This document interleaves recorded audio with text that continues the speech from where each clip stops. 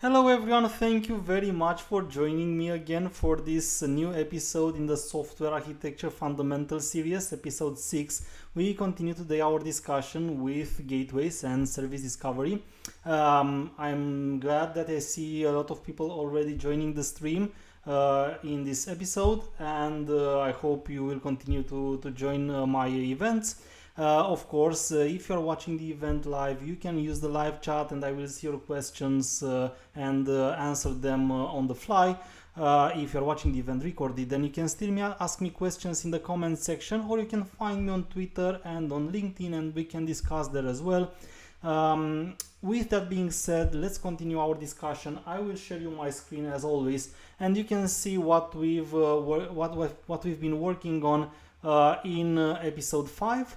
And you remember that the last discussion was about gateways and service discovery, and what I planned for today and what I promised you we're gonna do today is discuss a little bit more deeply into the gateway subject, and then try to demonstrate you how a gateway can be implemented and what's its purpose using a Java technology, of course, again Java, because that's what I know, but I would like to remind you that the things we discuss in this stream, which are software architecture related, so we discuss about software architecture and design things, they are basically applicable with any platform. So the only reason I show you the examples with Java is because that's what I know, but you can use these details with any other technology like PHP, C#, Python, and so on. So again, a gateway is a component of our system that allows us to create an interface between a client and the system behind the scenes, and that's basically needed, and it comes as a solution to solve the problem that comes with splitting the monolithic application into multiple services, because when you only had one application, you only had one process, the monolithic process implementing all the features, you didn't have the case where the client needed to call someone for a specific thing, someone else for another thing. So now that we split the responsibilities and we have them apart in different services, it means that the client now needs to deliver the request, needs to send the request to a specific component in order to get the response.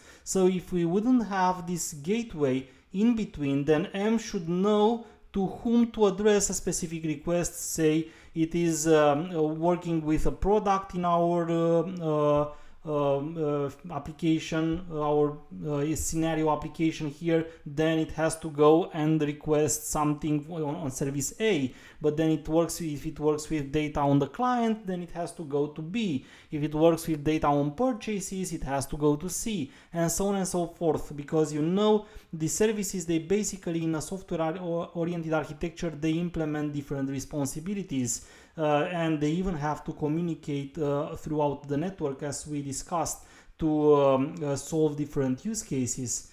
So what do you do now? Because it would create a very complex system to have a client knowing all your services and knowing how to address them, the requests, and that's where basically components such as a gateway, they solve this by implementing an interface between your clients and the services, first of all, and then you will see how this also links to other specific responsibilities we have to our system, like service discovery. So you will see there is a relationship between a gateway and the service discovery, as well as the gateway and auditing requests and even security implementations. But the picture here that we have drawn in the previous episodes clearly show you which is the place of a gateway in a service-oriented architecture. So you have the backend, which is composed by multiple services communicating one with the other in order to create to define the logic and specific use cases. and a gateway, which, as the name suggests, it represents it's like a door, like an entrance into the system, so that somebody from outside, a client, when I say a client, it can be another backend solution, but usually it's easier to visualize it as a mobile application or simply a front-end application designed, created with a framework like Angular, React, Vue, which are very common today. Then the mobile application sees the backend still as only one component, so it's transparent. The architecture behind the scenes is transparent for the mobile app, and it doesn't have to manage itself to whom to address specific requests, which is, it takes out a lot of the complexity of the scenarios that we would have had to implement if such a component didn't exist in our system. So one of the most important responsibility of the gateway is the router responsibility. A router is simply redirecting, routing requests to the specific microservice, service. We don't actually discuss it, microservices, it's one of the next episodes, but is the same thing there. So direct the request to the right service behind the scenes. This is the router responsibility of a gateway.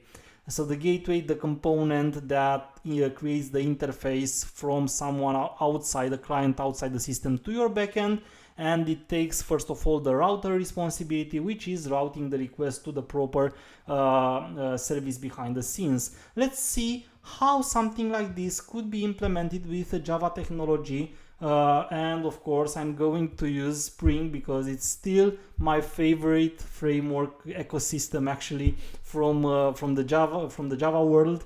But of course I don't have a way in which I would be able to show you all the possible implementations. Is not the only one what I want to say, and again, let's remember that what we discuss here is not necessarily Java related, but I will show you how to do that in a Spring application. So you should now see my screen, and let's implement the gateway here. Let's assume we have a service, and when we want to call the service, we don't want to directly call that service, but we want to have a gateway that directs the request to a valid address. So that's what we want to implement now.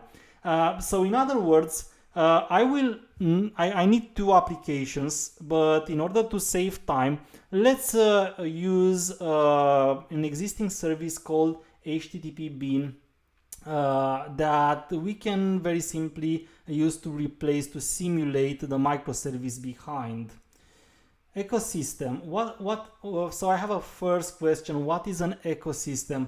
So we call an ecosystem a group of technologies like frameworks, libraries of the same family that grow over time. So you see, in the real world, when you use the word ecosystem, you say, like, I know the Amazonian jungle is an ecosystem where you have things growing and evolving. So that's the same word we use in software architecture and software development in general. When we say ecosystem, we refer to a family, a group of technologies, libraries, frameworks that grow together, that evolve together over time, which are implemented by a specific or by specific teams. Like in our case, Spring, it's an ecosystem because Spring is actually a group of multiple frameworks that evolve together. So that's, in a few words, an ecosystem. When you hear this word in a system, in a software-related terminology, this is what it refers to. I hope I answered your question. And then we have a second one. When we want to replicate the services ABC, is the gateway also replicated? How is the replication done? Thank you very much, Jon. Yes, it is replicated, and we will discuss this together with the load balancer and the service discovery subject. So let's, for the moment, try to see an implementation also of what a gateway is, and then we discuss load balancing and replicating the instances and which are the concerns we have there, which is again related to what we wanted to discuss today. So what I want to do, suppose my microservice is http-bean.org, which is a nice tool I use for the demonstrations. It allows me call endpoints, call REST endpoints without needing to implement a demo application myself. So for example, http-bean.org/anything, it simply gets me back a response where I have the headers I have sent and specific data I have sent in the request. Because I didn't send a lot of data, I will only have probably here the headers that are default created and sent by Postman.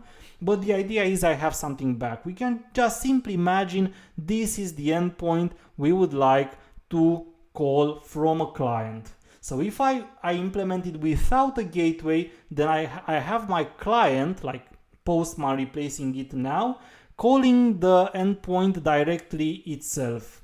But we don't want that. We want to implement a gateway. We want to have one application staying between the client and, in our case, in our demonstration, http-bean.org, which takes place of one of those microservices or you'd have behind the scenes in your backend.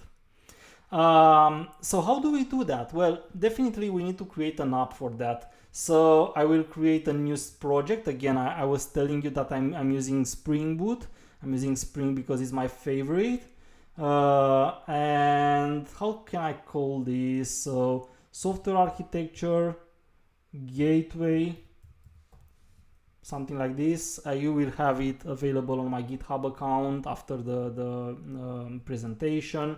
And you have here, basically, there was up to some years ago, and you will still find it in systems, Zool, which is part of the Netflix family, Netflix set of dependencies we were using to implement stuff like service discovery, routers, and so on. And the idea is that Zool has been deprecated. So if you search Zool, you will see that it says it's in maintenance, and if you use a version of Spring Boot greater than 4, you see that you can't edit it anymore because it basically it's not supported anymore. You still see it in older examples, but if you start an application now, it's recommended you don't go for Zool anymore. In that case, you would like to better use Spring Cloud. So what we will use today for our demonstration is a gateway implementation through Spring Cloud, which you can see is basically also the only way we have it in the dependency supported directly by Spring Boot, because Zool, which is grayed out, I just have shown you, you can actually use it if you really want, but it's not recommended you use it anymore. So let's actually choose the gateway one. I will only refer to this responsibility today, and because of that I don't add any more dependencies, but I will explain you why in some cases you will also have things like Spring Security added to this application as a dependency. You would also have dependencies like the resource server dependency for an OAuth 2 implementation if your gateway is also a part of an OAuth 2 system. You will also have dependencies that help you gather events and audit, because besides being a router, which is maybe the main responsibility of a gateway, there are other responsibilities like those that I have just enumerated, which you will also implement in the gateway. So once I take the router, then I will explain you and I will enumerate again and go into detail with those. Now, this is the only one I will add again for my simple demonstration. So let me just create it here, and hopefully I will remember how to create a gateway, because a gateway is not something that I implement on a daily basis. It's something that you usually implement once you start the system, and then you only have to maintain the routes, which is not necessarily meaning implementing something within. But hopefully I will remember how to do that, and I will show you a working solution up to the end. like I usually manage to do. So let me write the configuration, which I always write in a special configuration file, and let me call this gateway config, because it's the configuration. I'll make sure to annotate it with the configuration class. And then the only thing that I should actually do in a Spring Cloud Gateway is make sure I return a route locator bean. So I have to put a route locator bean in the Spring context, and that's basically where my gateway dependency will take it and will know which is my configuration. So I add the bean annotation above, which for those of you who are aware of Spring and of the Java ecosystems, because you are on a YouTube channel dedicated especially to Java, probably most of you know that. I'm now adding with the bean, I'm putting an instance of this type in the Spring's context, which is equivalent to saying you framework, you can manage this bean, you can use it. Yeah, you give the instance to your framework so that it can use it to something, in our case to find out the routes.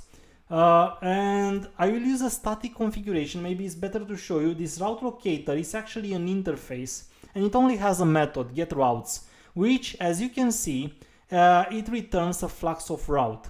This flux is a contract that is part of the reactive implementations in Spring, because the Spring Gateway has been reactively created from the very beginning.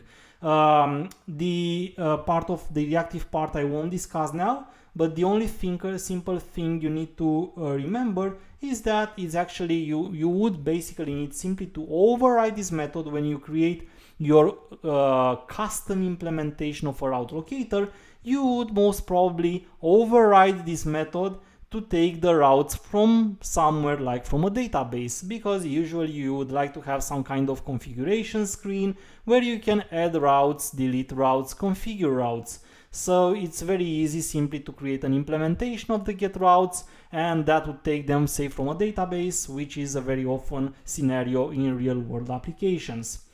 It would take too much time for me to do that now, so I will use a static implementation, but as an idea it's basically the same thing, because you can use any implementation as long as what Spring wants is just to you to fulfill the correct contract by implementing the route locator interface in this case.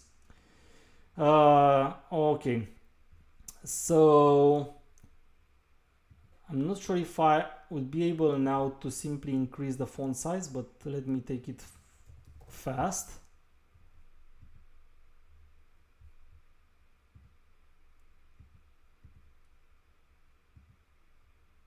Okay, and I hope you find it better now.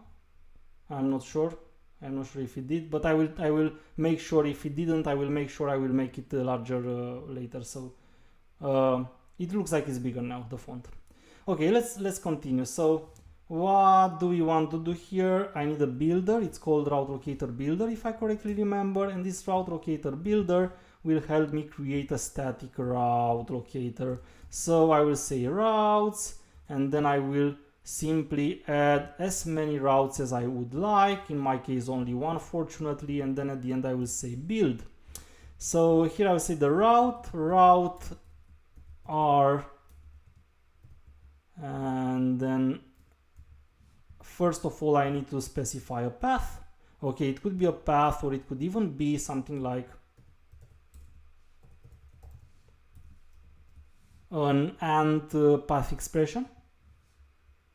So sometimes you simply want to map multiple paths to a specific URI, and then the URI, which in my case, as I stated, it would be no, sorry, not localhost, http bin org/anything, because that was our scenario. So the scenario was that we would replace http bin, is in our case our microservice, and what we want to do is be able, through Postman, instead of calling it directly, call it through a gateway. These two details will never be hard-coded in a real-world scenario. As I said earlier, they would need to come from probably a database. So I'm using here a static demo way of implementing the gateway, but in a real-world scenario, you necessarily need to have them configurable, and being routes and being changing over time, you would very likely take them from a database. And surprise, surprise, that should be actually it. So if I remember correctly, this is everything you need to do. So let's see if we can really use our gateway now. Yes, I'm using, I'm really using Spring Cloud Gateway. So at the beginning of the video, I explained we actually have two situations. One of them is Zool, which is in maintenance mode. You still find it in old examples, in all older applications, but is no longer it's only maintained, let's say, so you shouldn't use it in new apps. And I'm using, of course, the Spring Cloud Gateway for implementing a gateway for you. Cool. So it started. You see that nice, it's basically starting on a Netty, which is a reactive server. If this wasn't a reactive web app, which is by default in case of the Spring Cloud Gateway, then that would have started on Tomcat, but it's starting on Netty because it's a reactive implementation that's related to this Flux that I've shown you here, and in one of the future videos, and maybe in case of Spring, I will actually create a separate stream only about reactive at some point, because it's a really cool thing, but as an idea for now. I'm not going to call HTTP bean org anymore, as I'm going to call localhost 8080, because it's still starting on port 8080, so you can see it here, port 8080. So instead of calling HTTP bean, I'm going to call localhost 8080/anything. And when I'm calling it, well, basically, I have an exception, so that's something I didn't correctly implement.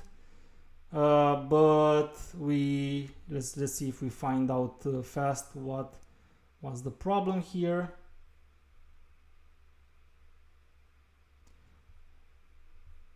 I'm not necessarily sure what the problem is. It says failed to resolve HTTP.org for some reason.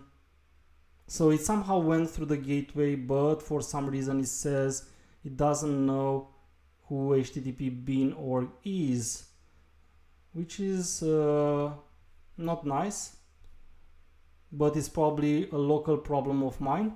I will try also without the anti-expressions, because sometimes using anti-expressions in configurations can be problematic, but the idea is the same, so I won't lose time with that debugging here. I will let you know if I did a mistake myself, like it sometimes happens.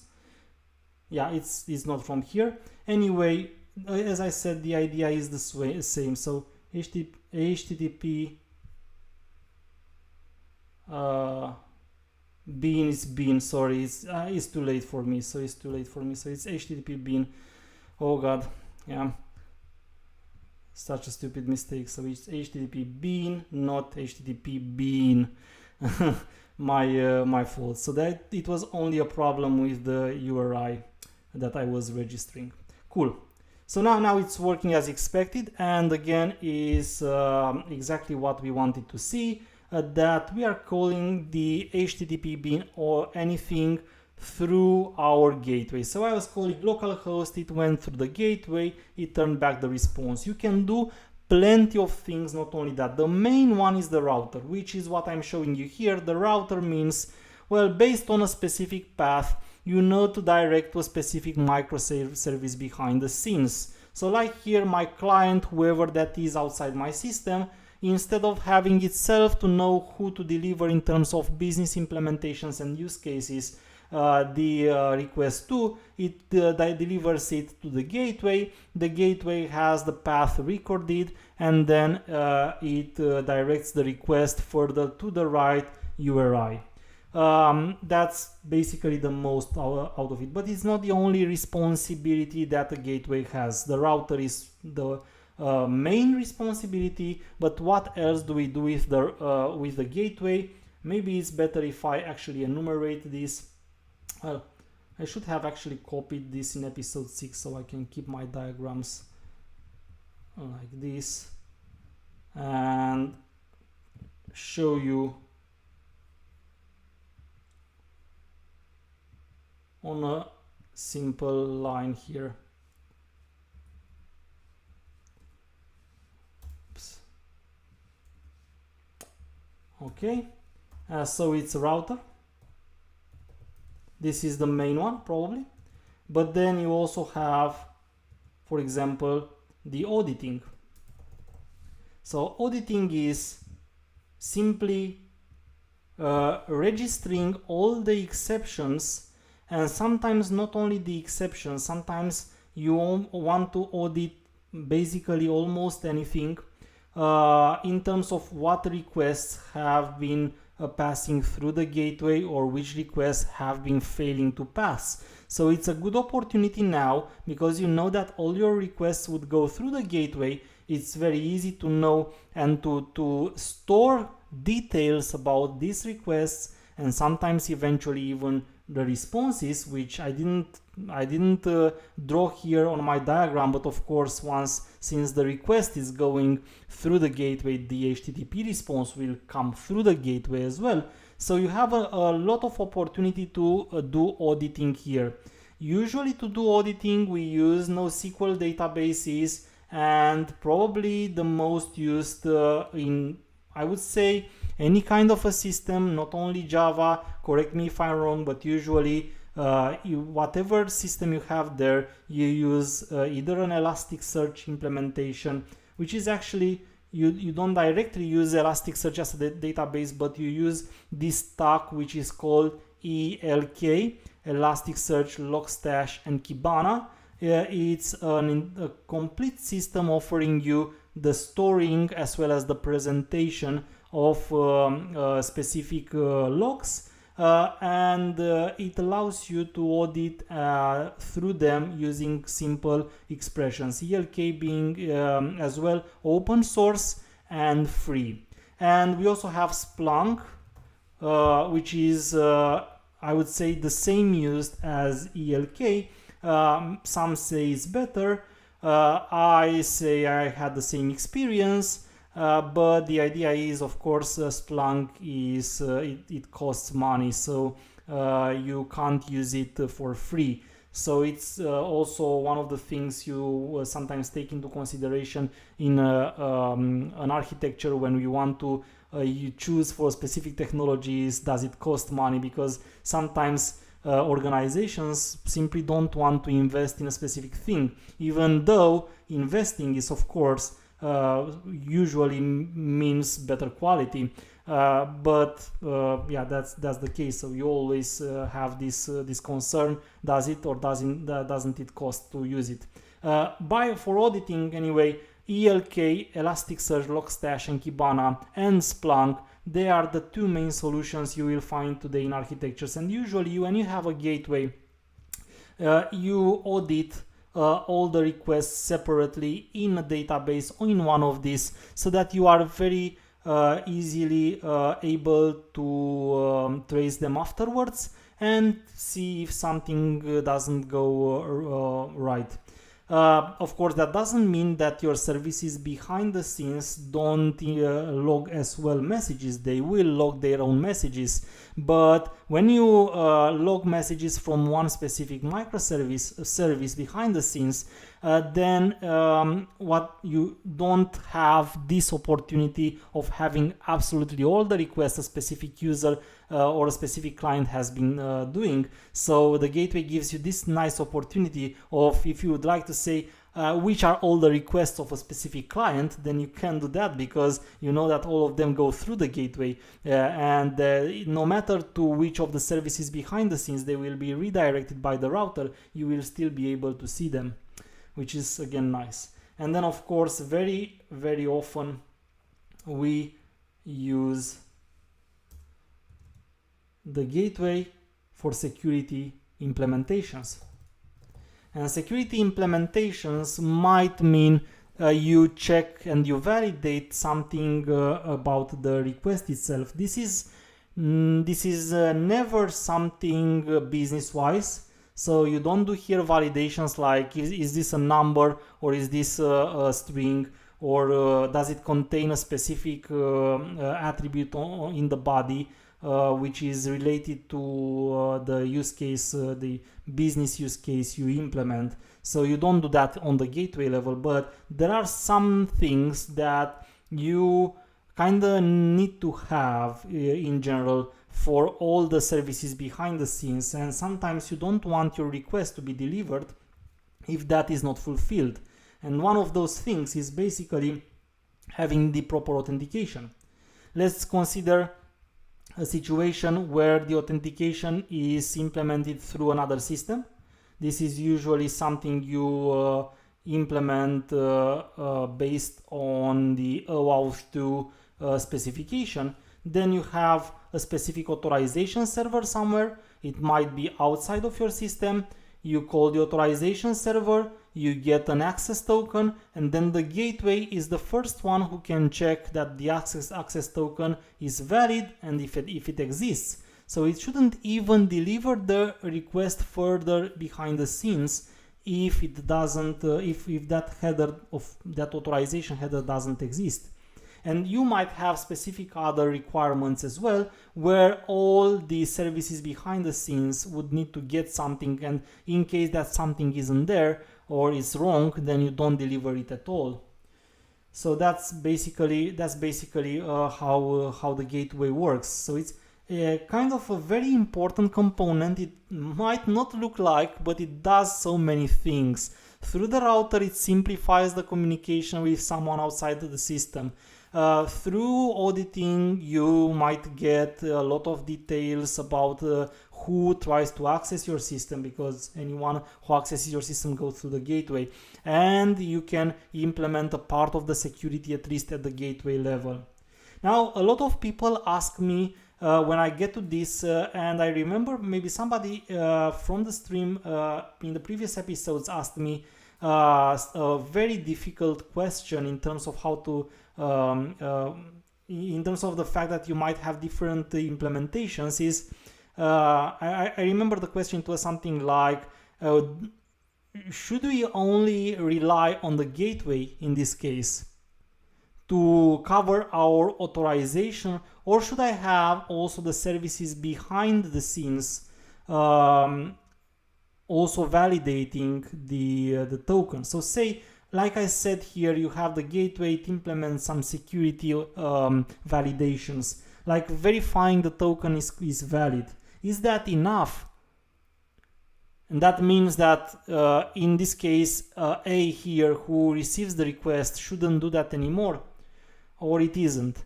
And the answer is both of the cases are correct. So it really depends on the system, and you might have cases in which it's irrelevant to test it anymore here, and you do that for performance reasons, because for you it might be the gateway is enough. It might be that for example, that you are deploying this in multiple data centers, as I will present when I will discuss cloud deployments. And in that case, it's important A itself also validates, because then you know that communication will be done throughout some public network. And even if you have a VPN, of course, it's still sometimes not enough. So all these situations are plausible. You can have a case in which the gateway is enough in validating the token, and then you can simply deliver only the needed details to the services behind. But then you also have cases when you have to do them at both sides. So you also make the validation here. And when you do the validation here, even at this point, you might have more choices. One of the choices is application level, which means validating the token inside each application. But you have a different choice as well, which is called service mesh. And the service mesh, as I will explain in detail in one of the next episodes, is a kind of technology at the infrastructure level that allows you to intercept the requests and manage them before they go into the service. So basically the service mesh allows you manipulate the requests and the responses while your services communicate one to the other. So I won't go now into more details about it because there are more things you could do with a service mesh. My favorite service mesh implementation, by the way, is Istio. If you are impatient, you can already search for it and see how it works. But I will take this complex subject into a separate video because again it's too complex simply to take it and only discuss it at the very surface right now. And I hope that with this question now things are more clear. Now that we know what a gateway is and you know about its responsibilities, is also more clear about the security way or the ways to implement security from the design and architecture point of view. And somebody says, could you explain please about ELK and Splunk? Yes, I will plan to take this as well separately in a video, but shortly, yeah, ELK is basically Elasticsearch Logstash Kibana, and if you simply search on Google, you will see that ELK is an open source stack that allows you to store in a database, which is Elasticsearch, a lot of details, and then present them to you through a nice interface which is provided by Kibana. It's simply, imagine you log events, you store logs, which are simple strings, usually formatted somehow, JSON or something like this, and then you are able to simply go through them and search through the Elasticsearch database like through a relational database using queries. You have a kind of specific query for Elasticsearch that you can use to search throughout your data. And Splunk is basically the same thing, but let's say is the option that costs money. Can we use it for caching? I'm not sure when you say it, I think you refer to the gateway, correct me if I'm wrong. You can apply caches at the gateway level, even though if you do something like this, you really have to be very careful with what you do. The more things besides caching, and maybe it's good that we put them as well here, is encoding and formatting. So sometimes caching is part as well, but I will discuss caching in a separate video because it's again a complex subject. But as an idea, yes, you can add caching functionality at the gateway level, but you have to be really careful with that. And encoding. Encoding and how is that called? So it's compressing. Sorry, compressing functionality. So encoding and compressing, this is something that you might also have at the gateway level. That is, for example, when you have a lot of data on the request and the response and you want to compress it somehow, like using a gzip compression or something similar. That's something that again might be at the gateway level, but these are less often than those three that I enumerated up above. So I took them, let's say, from the most common and the most important role a gateway has, up to some different other roles that the gateway might have, like again caching, encoding, and compressing, which can be part of gateway's responsibilities. Can we integrate with Spring Authorization Server with Gateway? Yes, we can. Not with the authorization. Yes, with the authorization server as well. Actually, I wouldn't recommend it, however. But usually a gateway is rather acts as a resource server than an authorization server. So you might make it as well an authorization server. However, mind that for the moment we unfortunately don't have a way anymore to implement the authorization server, because now Spring Boot 2.4 point something doesn't support the Spring Security OAuth project, and the new experimental security Spring Security Authorization Server is still experimental. So, but at some point you will have it, and I would say yes, you can do that, but usually you want to keep this apart. However, what the gateway does usually is, on the other hand, acting like the resource server. So it's basically not producing tokens, it's not issuing tokens, is validating tokens. So that's how it's most common, rather than having a gateway that gives you the tokens. And when I say gateway, even the terminology suggests you it's like a door and you have to go through it. So what does a door do? You have a key and you open it. It doesn't provide you the key, it uses the key. So that's why generally a gateway is more likely, in a OAuth 2 terminology, a resource server. And I wouldn't implement the authorization server as being my gateway for two reasons. One of them is I prefer separate the responsibilities, especially if I have the opportunity of having a service-oriented architecture. And secondly, because if you have an authorization server, it most of the time serves multiple systems, multiple backend solutions. So you don't want to couple that responsibility with one of those. You want to have one authorization server, and then that authorization server be used by several other implementations, isn't it? So that's how I see the things. So I also see that you can serve static content like JavaScript, CSS, HTML, front-end code from the gateway. This would be an interesting thing to put it into the gateway. I honestly didn't encounter this up to now. It's not impossible.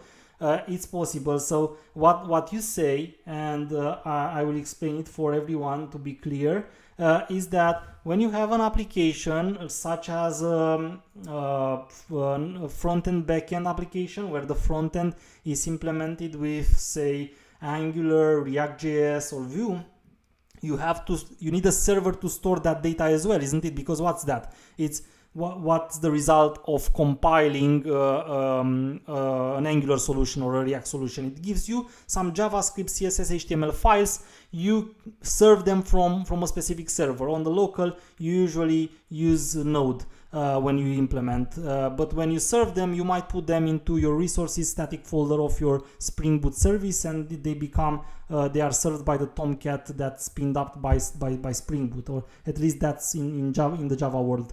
And being that the gateway can be a Spring Boot application, as I have actually just shown you here, then of course you can go here in the resources and you can add the result of compiling your React application, and then you can use that one to serve your application as well. But for the same reason for why I said the authorization server shouldn't be in the gateway, I wouldn't do that. I prefer separating the responsibilities. So I still prefer having a separate service, because the main idea in the end of having service-oriented architectures is being able to, as much as possible and where it's wise, separate the responsibilities so that you can then scale them horizontally, independently, and if one fails, then the others don't have to necessarily fail. You can replicate them in different availability zones, which help you increase the availability of your application, as we will discuss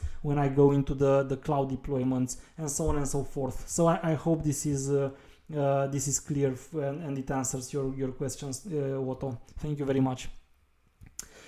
And this leaves me, actually, this nice discussion leaves me with the service discovery, where the service discovery, what it is actually, is linked to now what happens, because you actually asked me at the beginning of the today's presentation, what happens if I horizontally scale my services behind the scenes. So first of all, any service can be horizontally scaled. So let's say like this, I represent the fact that I don't have only one instance, but I have multiple instances. And of course, the gateway itself, it can be horizontally scaled, and in my opinion, not only that it can be, but it must be as well, because imagine what happens if you only have one instance of a gateway. Well, first of all, if that one fails, the entrance in your system fails, so no one now can call any of the behind systems, and you don't want it to be a bottleneck for you. Secondly, you want this not only to be able to serve all the possible requests, so that if you have multiple requests, it has to scale up to be able to serve your requests. But again, going back to discussing the cloud deployments, when I will get to that in one of the next episodes, I will tell you that the gateway should be in multiple availability zones as well, such that if one of them fails for some reason, your entrance to the system it can still be accessed. So that's one important thing. But where is that related with service discovery? Well, the problem is what happens now when you have these instances in a data center. When we had those old fashioned days with one application running on a server with a static IP, it was simple because you only had one IP address, which was the static IP address of the server. The problem now is that, you sometimes have maybe 5 instances of service A because it horizontally scaled up, and then you have only 2 because it horizontally scaled down. And as you will see, you might have service A instance 1 in a region, service A instance 2 in a different region, or even if they are not totally different regions, they might be different availability zones of the same region, which are different data centers, and they spin up and spin down all the time, and it becomes a little bit difficult now for the client to call a service. Even the gateway itself, it has multiple instances. So how does M knows to call gateway 1 or gateway 2 or gateway 3, assuming gateway 1, 2 and 3 are instances of the gateway? Well, it doesn't. Actually, it has to somehow know the IP addresses, and the IP addresses have to be built in it. No, this is not a solution. So it's clearly not a way to implement it. And here is where what we call service discovery comes into place. First of all, I would like to mention that we have 2 ways of implementing service discovery. Service discovery on the client side. And this is something that also from the Netflix suite, you have Eureka as a very often used way, at least some years ago, to implement it. So Eureka is a nice implementation. I actually want to see myself if it's deprecated. I don't know, because I didn't use for a long time client discovery anymore. I just want to test that, see if Eureka as well is. Now, Eureka Discovery client and server, they are also deprecated, you see. So indeed, I was right. So they are part of the Netflix suite, and they like Zuul have been deprecated. But it was one of the ways, and you might still find it in existing applications, to implement service discovery. And this is what we call client service discovery. I will explain it immediately. And of course, if you have a client or client side service discovery, some say client, some say client side.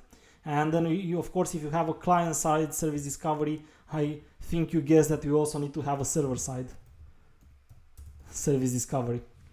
And the idea is that as I will tell you now, probably you will also find server side a little bit easier and nicer than the client side service discovery. But first, before diving into client and side and server side service discovery, what is service discovery in general? So it's basically allowing your client, or whoever calls one component calls another, because it might happen in between 2 different services as well. In this case, you want to offer a solution to your client, whoever that is, call that specific service that might replicate. Like in our case, the gateway have different instances. And to do that, what the client-side service discovery does, it's basically having a registry. We have a registry here, and your client plugs into this registry, and before executing a call, it finds out which is the address to whom it sends the request. And this way it finds out it can go to gateway 1 or gateway 2, so something like that.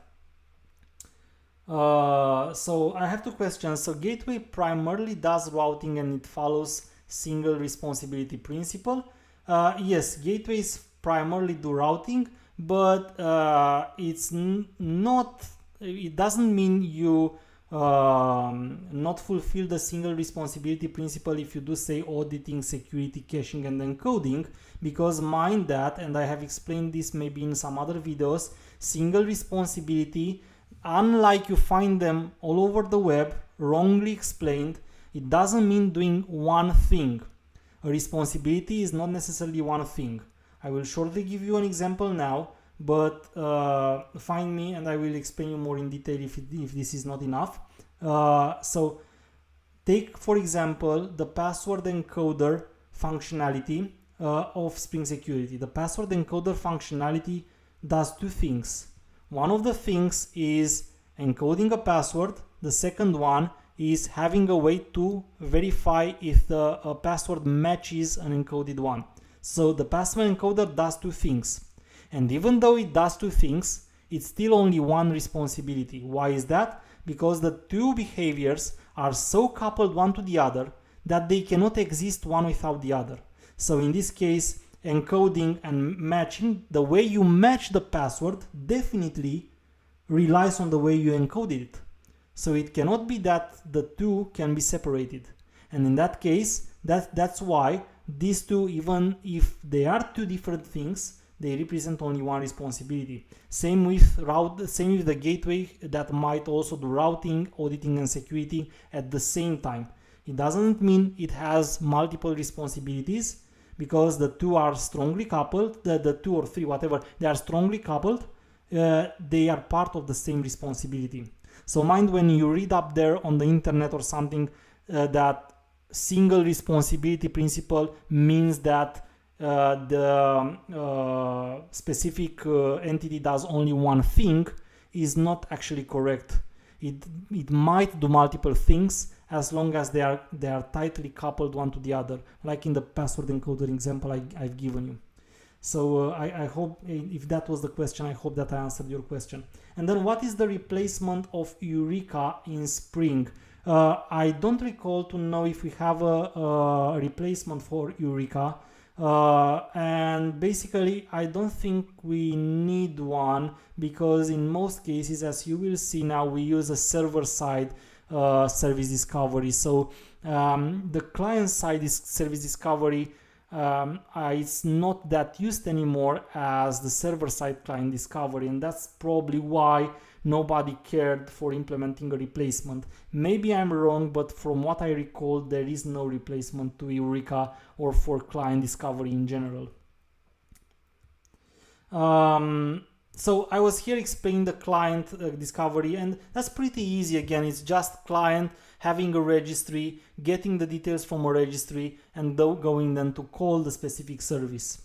And that's actually not fine and not comfortable, and that's why maybe the server-side service discovery was much more appreciated, is because the client-side service discovery doesn't create transparency. It doesn't make transparent the things to the client. Now the client knows, basically has to find out who to call in terms of addresses. We prefer, if possible, making everything transparent to our clients and hiding as much as possible from what's behind the scenes. So instead of having a registry like this one and having the client know, we will have directly a component that finds out to whom to deliver the things, and that can be, for example, a load balancer that stays in between the service your client calls and the client. So instead of having a registry the client calls, the client will only call a specific load balancer, and that is only accessible on one address, and that load balancer knows it will deliver the request to one or the other. And that's very, very often encountered today, especially when you deploy your applications in infrastructure clusters created with Kubernetes. I'm sure you heard about Kubernetes. If not, I will at some point discuss Kubernetes as well on this channel. Not sure if on this stream, but on this channel. Or the platform as a service OpenShift, that's actually relying on Kubernetes, previously implemented by Red Hat, where you have the notion of a service. That's basically how this is called in terms of Kubernetes. You implement a service, and the service basically acts as a load balancer, and it's, in this case, is the platform itself taking care of service discovery. And honestly, I do prefer having the platform taking care of the service discovery, because it spares me a lot of time of having to configure myself a specific service for the service discovery. So from my point of view, and that has always been, even before having these notions of service discovery, when I started some years ago, many years ago, I would actually say, with implementing systems and consulting systems like this, it was always in my mind that things should be transparent, and it shouldn't be the application level to implement service discovery, but it should be something at the infrastructure level. And it seems that this is true, and in general, services today, they do that. They implement the service discovery at the server side level. We also need a load balancer for, yes, we need, yes, indeed. So for any of these, if you are even, let's take Kubernetes as an example. When you deploy in Kubernetes, if you don't understand now everything that I'm saying, no worries. I will clarify all these things in the next episode, step by step. But I will try to answer your question now. So the idea is, and I have a little bug on my microphone. Come on, little bug. Go on. Sorry. It was a little fly on my microphone. So the idea with Kubernetes, as I was saying, is that Kubernetes, for example, has this replication unit named pod. And the pod is basically containing, it might contain one or more services, but let's assume it contains only one. Then you have the service, and the service goes to one pod or another, so it somehow takes the responsibility of the load balancer, and you have each basically service itself. For each microservice in behind the scenes, you have the service and the possible one or multiple pods executing in the infrastructure. So how will the load balancer update itself with the new gateways added, or if some gateways are down?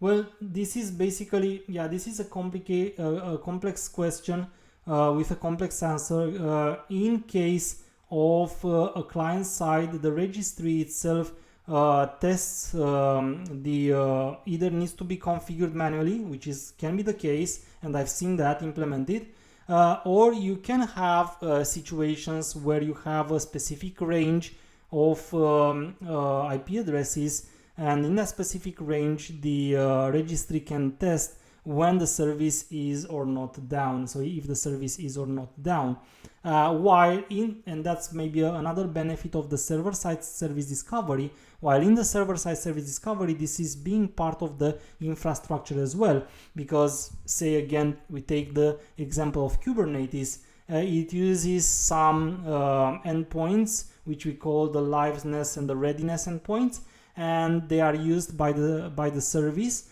to know when a specific pod is or not down. and by that, if it's needed, cut out the communication to a specific pod. But I will go into more details when I will specifically discuss Kubernetes for that one. Well, and 1 more hour has gone, and we discussed these nice things, and we've even seen an example using Spring how to implement gateways, and you know now which are the responsibilities of a gateway and how it goes together with service discovery, and that allows us further to go into a next subject, which is data persistence. And I will first discuss about the data persistence concerns in case of SOA, and then I will tell you how the data persistence is influenced when we discuss about a more particular way of implementing services, the service-oriented architectures, which is called microservices. I know a couple of times I said microservices today, but up to now I actually referred to only services in general. The next time we will see also which is the difference between SOA and microservices, and we will step into the things that are related to persistence issues and what happens when you have multiple ways to persist data. And then also in terms of persistence, at some point we need to discuss different ways to persist the data, and you will see that we have different ways to persist data, from SQL, relational database, to NoSQL, to data lakes, and so on and so forth. Is the service that called the service discovery in order to register itself? Sometimes yes, so there is a possibility to implement the registration of the service from the service itself. So this is one of the approaches as well. I forgot to say that. Thank you very much for reminding me, Yon. And will we talk about service discovery, load balancing a little bit more in future videos? Otto, let me know which are your concerns and I will take them. I planned to make this stream as software architecture fundamentals, so that's why when I have corner cases, I didn't go into them just because I consider them corner cases, but yes, I want to answer all your questions. So make me a list of points you are concerned about, and I will see if I can fit them either into this sprint, or I will simply make separate videos for your questions depending on them. Super, thank you very much everyone. So I'm waving goodbye now. Cheers. Have a great time for study further, and see you next time on Friday to discuss more about software architecture fundamentals in the next episode. Goodbye.